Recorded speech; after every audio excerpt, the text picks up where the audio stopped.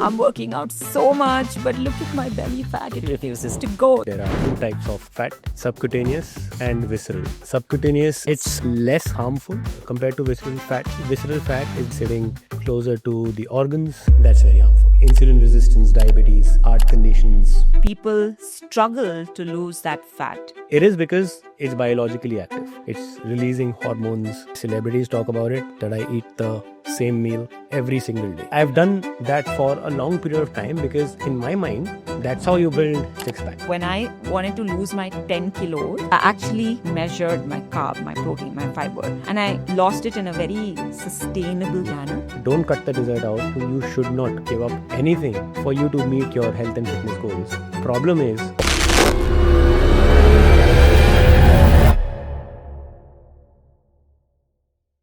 abs are made in the kitchen. Well, I mean, it's an age-old saying, and we've been saying that to everybody who come and whine to us that I'm working out so much, but look at my belly fat. It refuses to go. It's so stubborn. Well, while we know that abs are made in the kitchen to a large extent, there is so much more to reducing that stubborn belly fat, right? It almost feels like it's the last one to go away in your fat-burning journey, right? But Rish, please throw some more light on belly fat. I think before we get to belly fat, we've got to understand that there are two types of fat, mainly subcutaneous and visceral. Subcutaneous is, the fat which is right beneath the skin, which which you can pinch, that pinchable fat. That's subcutaneous fat. Yes. It's less harmful compared to visceral fat metabolically. It's harder to lose. And of course, if you have excess of it, that's very harmful. So it's like less harmful compared to visceral fat. But if you have too much of it, of course, it is harmful. So it doesn't mean that you can have too much of subcutaneous fat also. The next is visceral fat, which visceral fat is basically sitting deep inside our abdomen, closer to the organs, like your pancreas and your liver and your intestine, etc., etc. It is dangerous. It's very harmful. It's metabolically active. But that said, it is easier to lose. But if someone has a lot of visceral fat, it just leads to a lot of diseases like insulin resistance, diabetes, heart conditions, a bunch of things.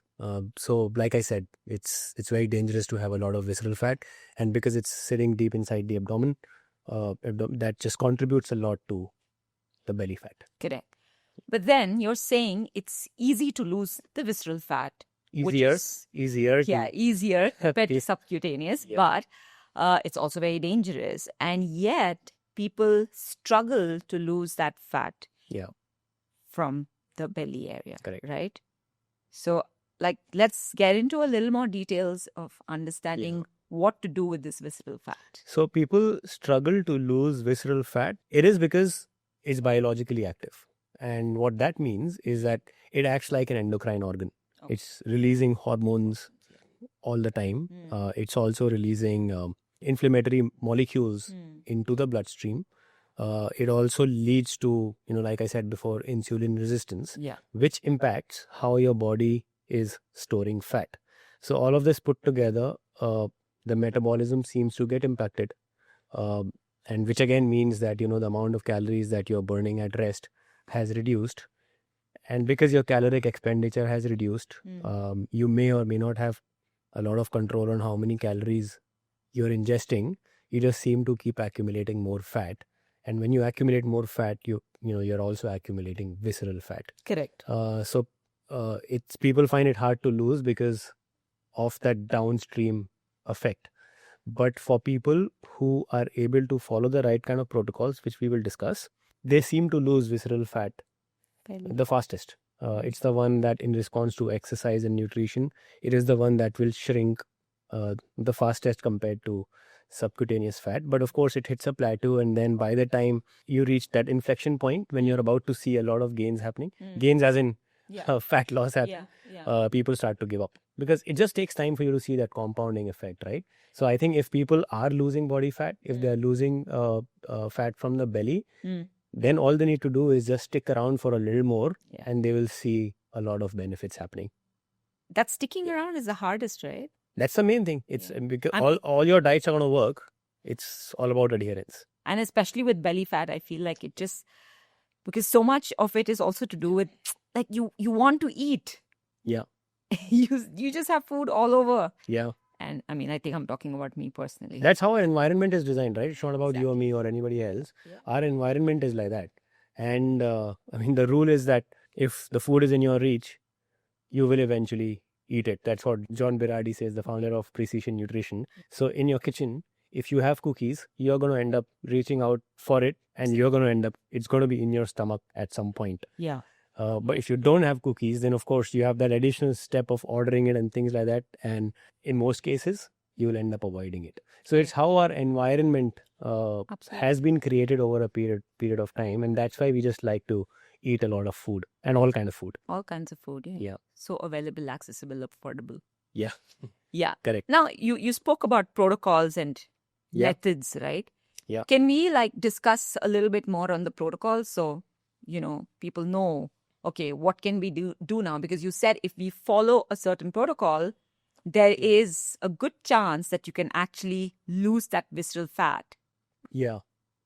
Faster. I mean, of course, there is 100% chance. Yeah. If they're following what works, we know exactly what works. Yeah.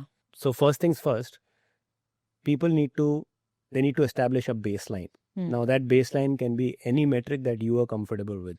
It could be let's say your body weight.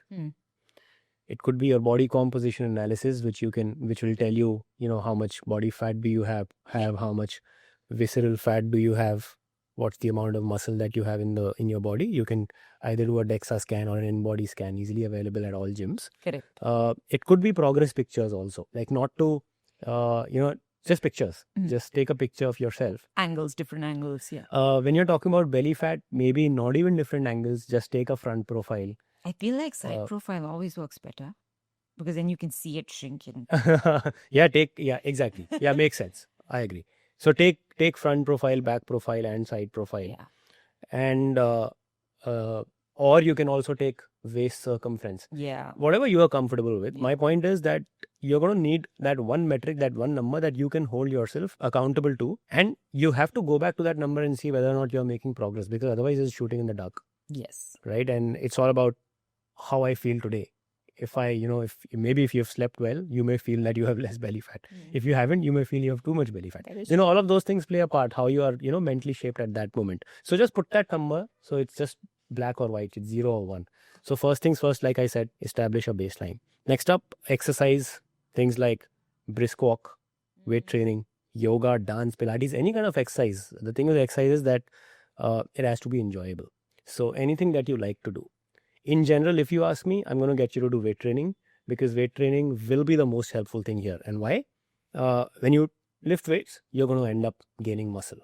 Muscle is expensive for the body to maintain, which means your body is burning more calories at rest if you have more muscle. Okay. And if your body is burning more calories, it will be easier for you to get into that caloric deficit and be able to lose body fat.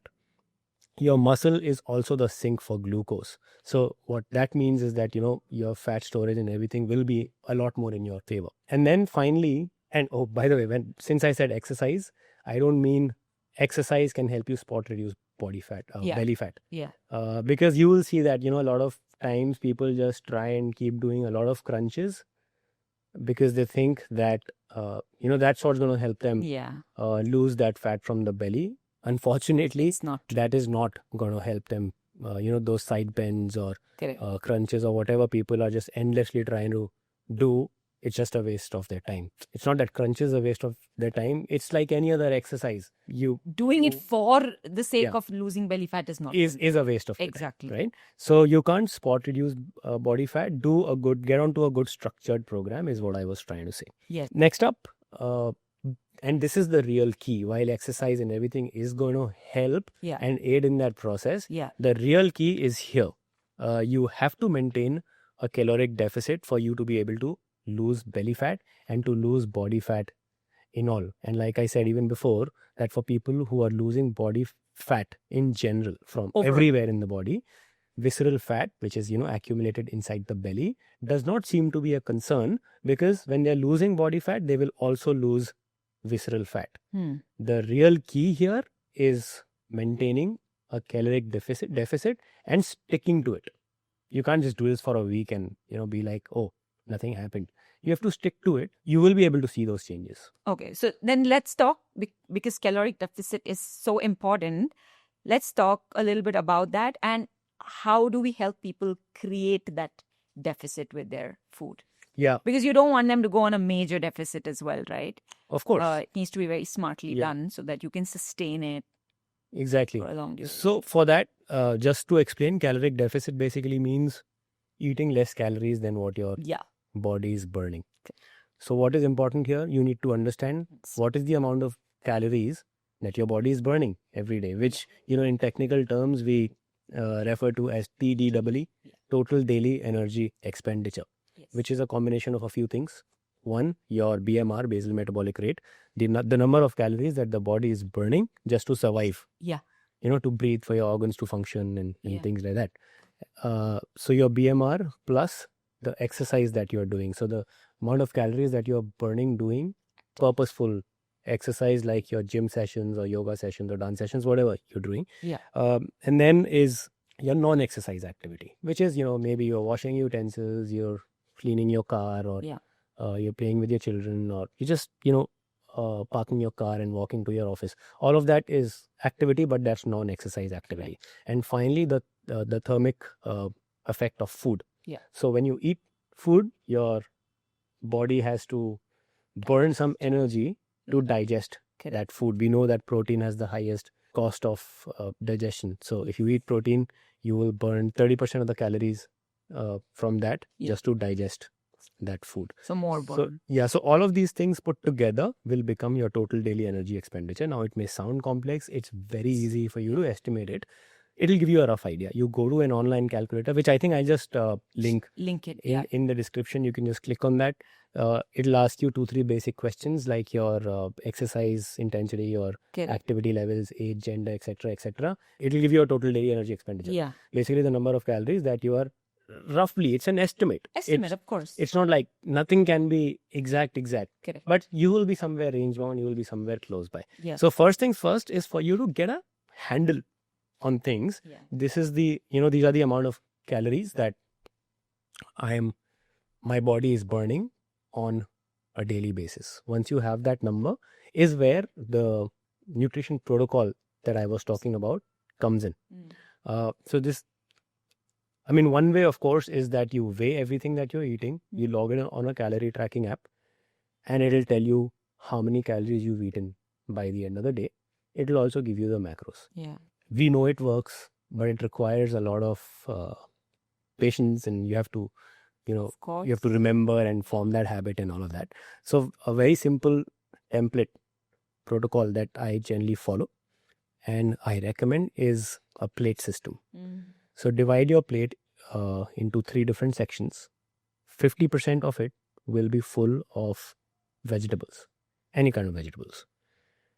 1/4 will have starchy carbohydrates, like your pasta, rice, akki roti, sweet potatoes, anything that you like to eat.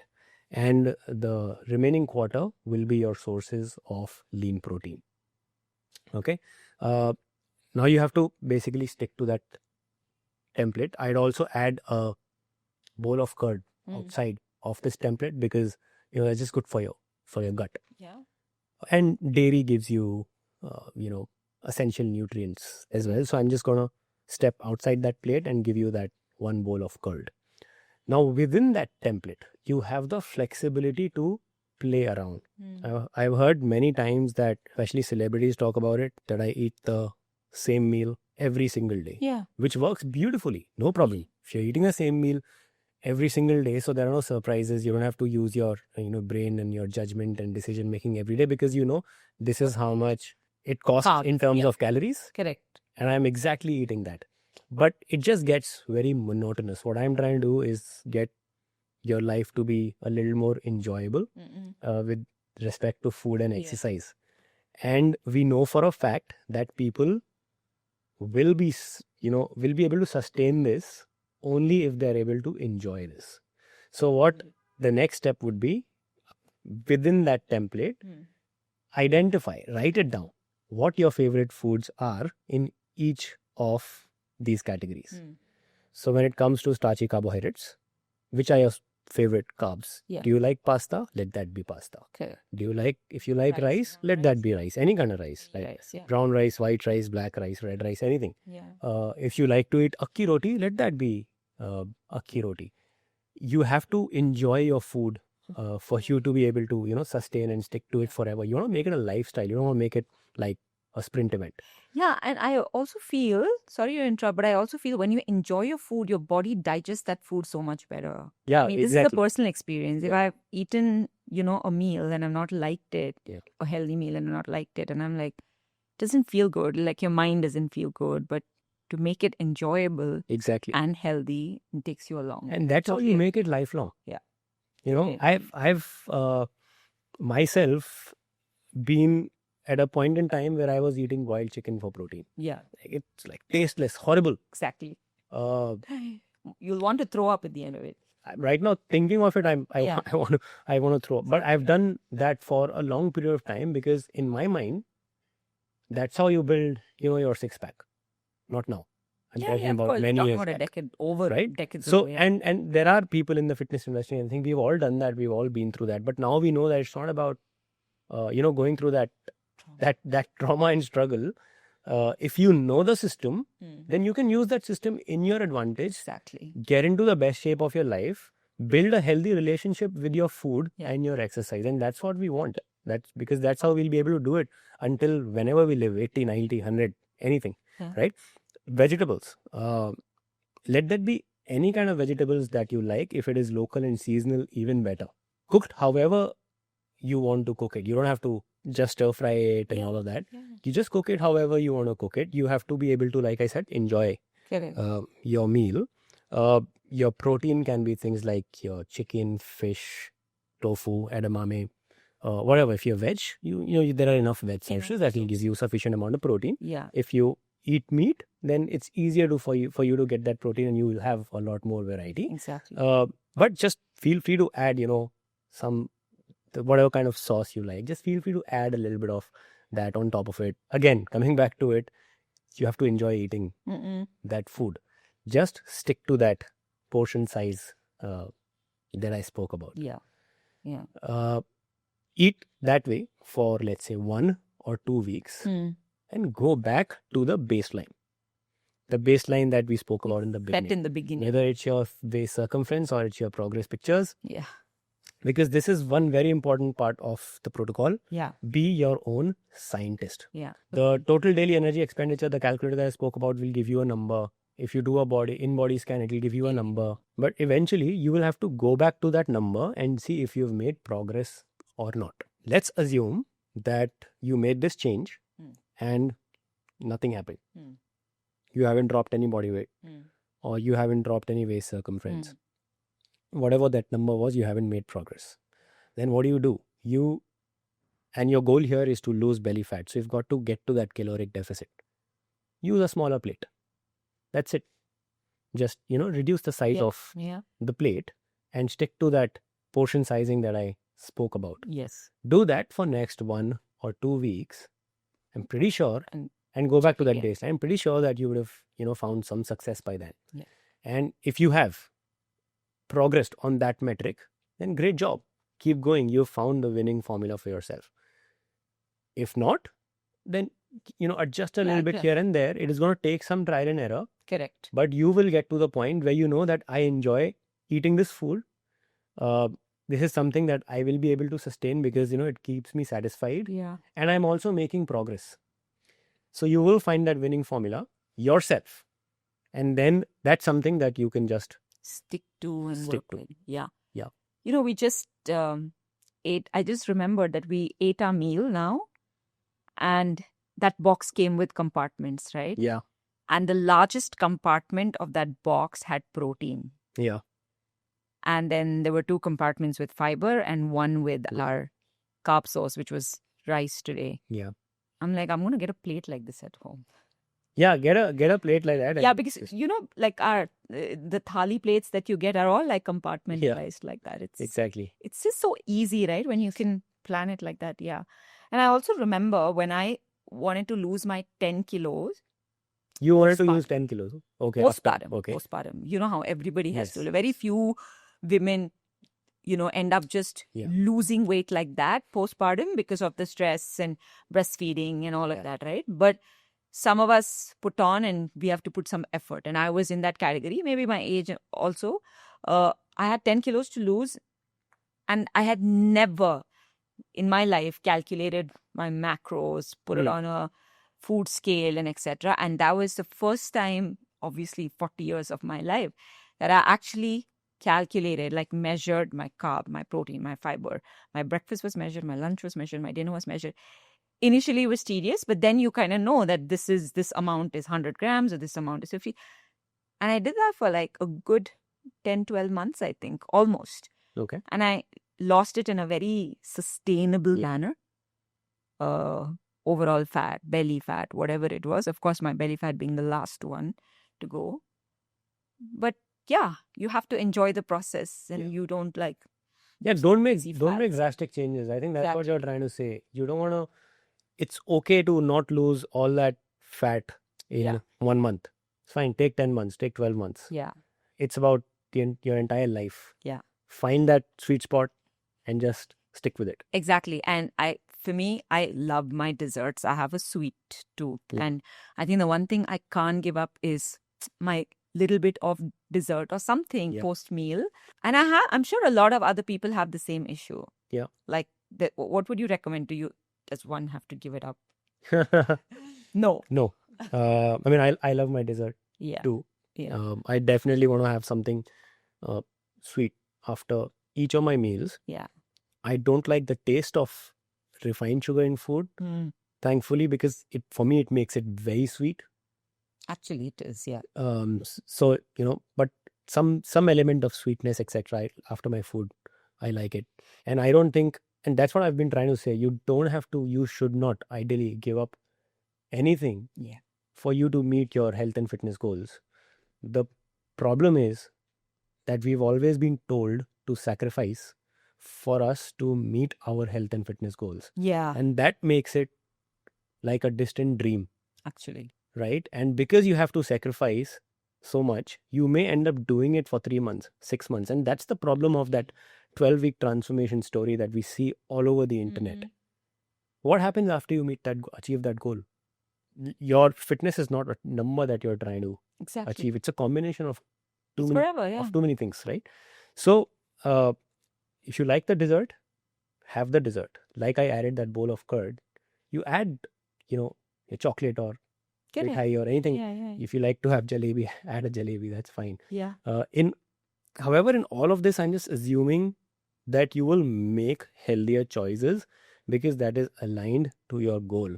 So when I say that choose your favorite foods, if you say, I'm going to end up choosing a Maggi because that's my favorite food. But the reality is that's ultra processed and that's a problem. I'm going to end up choosing deep fried foods because I really love deep fried stuff. Then that's going to be a problem because that stuff is not going to keep you satiated for a long time. So I'm assuming that for your goal, you are going to end up making healthier choices. Correct. But there is space for, eating a little bit of sugar. So you can add some chocolate or mithai or anything that you want to add. If you like drinking alcohol, fine. Once in a while. Moderation. It's okay. Just don't overdo it. Just don't make it a thing that you have to have every day. Correct. Right? So whatever you like to do, make space for it. Now, what is going to help here again is the baseline that we spoke about. Yeah. And that template that we spoke about. So you make that template, add your dessert, eat that food for 2 weeks, go back and check if you've made progress or not. If you've made progress, congratulations. Even with the dessert, you're making progress. Keep going. You found your hack. Yeah. Yeah. If you've not made progress, now here you have to make a choice. Do you want to cut that dessert out? Or do you maybe want to cut half a roti out or some rice out. Some You know? change, yeah. Anything. If that dessert is impossible for you to cut out, then you remove a little bit of your chapati or whatever carbs Correct. are there on your plate. But if you're someone who's okay to let go of that dessert, but you definitely want like those real carbohydrates Yeah. to be going into your stomach, then fine, cut the dessert out. Choose your that decision has to come from you. Yeah. And only when it comes from you, you are going to follow. There is a theory in behavior science that we all thrive on autonomy. Yeah. So what I'm trying to say is just empower yourself Exactly. through some small little tools and frameworks that we have kind of given to you. And in fact, I'm going to put a cheat sheet which just explains a lot of this very clearly so that you can just take that cheat sheet and implement in your life. But like I said, don't cut the dessert out. You decide what you want to cut out if you're not making progress. What you can also do is you've added the dessert, but you haven't made progress on your baseline metric. Increase your activity. Why do you just want to cut down food? Yes. Increase, just walk a lot more. Like I said, I love my dessert. I also enjoy alcohol in good company. Rarely, very little, but I do enjoy. Yeah. And I don't want to cut all of that down from my life. But what I can do is walk 15,000 steps every day. Correct. On top of the exercise that I'm doing. Agree. So yeah, there's a space for dessert and alcohol. Yeah. No, I couldn't agree more because I think both of us have lived all these years of our life with the same thought process, right? That we've continued to be active. We've continued to work out almost every single day of our life so far, whether it's a sport or exercise or walking or running. There's always been movement. And we eat everything in moderation. We've never deprived ourselves of anything that we absolutely love. It's never been a phase of deprivation. At least I don't feel like I've lived my 45 years of my life feeling good, looking good by depriving or by deprivation. Yeah.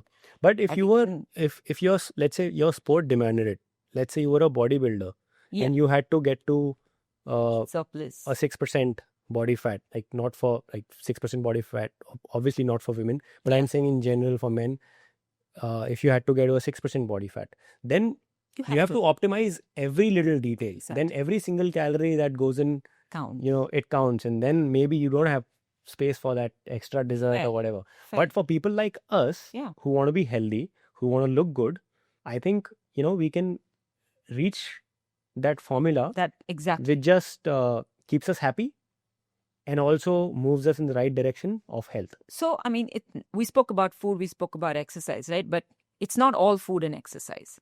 There are other parameters to this as well, which can be a blocker in burning belly fat. Yeah.